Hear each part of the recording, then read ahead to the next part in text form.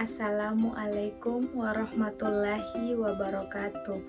Pada kesempatan kali ini, saya akan memaparkan materi tentang teori kepemimpinan dan manajemen, di mana untuk memenuhi tugas individu saya dari dosen Ibu Arifah Usman, SST MKes, dengan mata kuliah Praktik Profesional Bidan.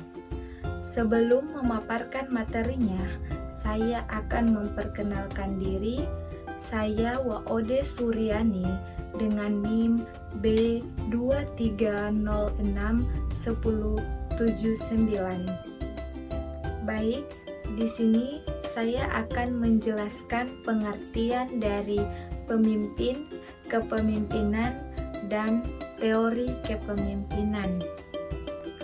Pemimpin adalah orang yang harus memiliki kemampuan untuk mempengaruhi sekelompok orang. Kepemimpinan adalah suatu proses yang mempengaruhi aktivitas suatu kelompok yang terorganisasi dalam usahanya mencapai tujuannya. Sedangkan teori kepemimpinan adalah kemampuan seseorang dalam mengolah dan mengarahkan sebuah kelompok dengan efektif agar mencapai tujuan.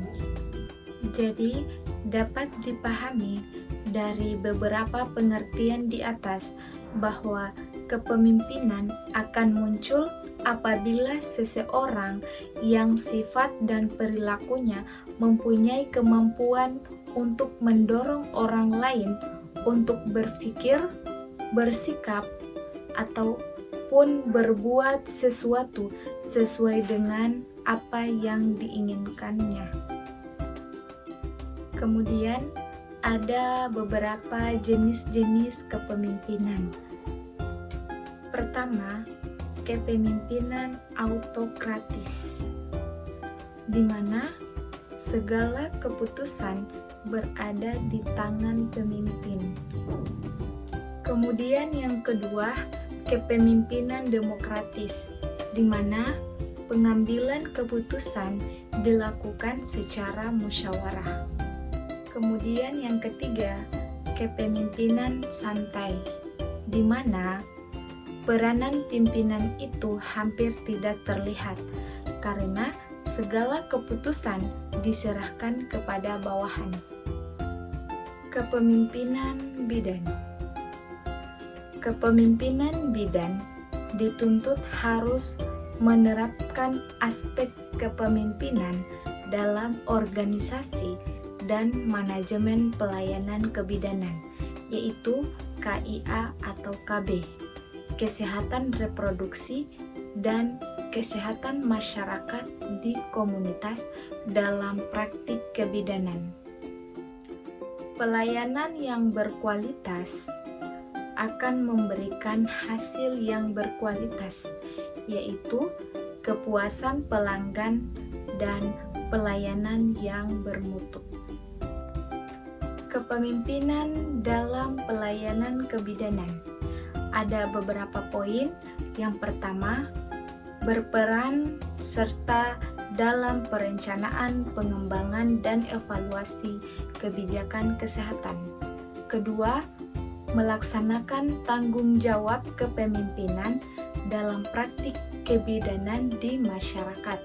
Ketiga, mengumpulkan, menganalisis, dan menggunakan data serta mengimplementasikan upaya perbaikan atau perubahan untuk meningkatkan mutu pelayanan kebidanan di masyarakat. Selanjutnya, mengidentifikasi dan menyelesaikan masalah secara proaktif dengan perspektif luas dan kritis. Selanjutnya, menginisiasi dan berpartisipasi dalam proses perubahan dan pembaharuan praktik kebidanan. Selanjutnya, keterampilan bidan sebagai pemimpin. Yang pertama, mengenali keterbatasan pengetahuan dan keterampilan dan menolak setiap tugas atau tanggung jawab di luar wewenang dan tanggung jawab bidan. Yang kedua, menerima tanggung jawab kepemimpinan dalam praktik kebidanan. Yang ketiga, menggunakan kemampuan untuk berpikir secara proaktif, perspektif luas, dan kritikal dalam konteks penyelesaian masalah. Selanjutnya, pengertian dari manajemen. Manajemen adalah proses perencanaan, pengorganisasian, pemimpin, dan mengawasi usaha-usaha dari anggota organisasi dan dari sumber organisasi lainnya untuk mencapai tujuan organisasi yang telah ditetapkan. Kemudian, pengertian manajemen kebidanan adalah proses pemecahan masalah yang digunakan sebagai metode untuk mengorganisasikan pikiran dan tindakan berdasarkan teori ilmiah, temuan, keterampilan dalam rangka tahapan logis untuk pengambilan keputusan yang berfokus pada klien. Kemudian, penjelasan manajemen pelayanan kesehatan adalah suatu metode pengaturan, pengorganisasian, pikiran, dan tindakan dalam suatu urutan yang logis dan menguntungkan baik bagi pasien maupun petugas kesehatan. Hubungan kepemimpinan dan manajemen adalah hubungan yang saling melengkapi dan mempengaruhi. Jadi, manajemen akan tercapai tujuannya jika ada pemimpin. Selanjutnya, fungsi-fungsi dasar manajemen terbagi menjadi 5. Yang pertama, perencanaan. Yang kedua, pengarahan. Yang ketiga, pengawasan. Yang keempat, kepemimpinan. Yang kelima, pengorganisasian. Selanjutnya ada unsur-unsur manajemen. Unsur-unsur manajemen terbagi menjadi beberapa bagian. Yang pertama, sumber daya manusia. Kedua, uang. Ketiga, alat-alat. Keempat, material bahan dasar. Kelima, informasi. Keenam, marketing pelanggan pasien. Ketujuh, tata cara atau prosedur.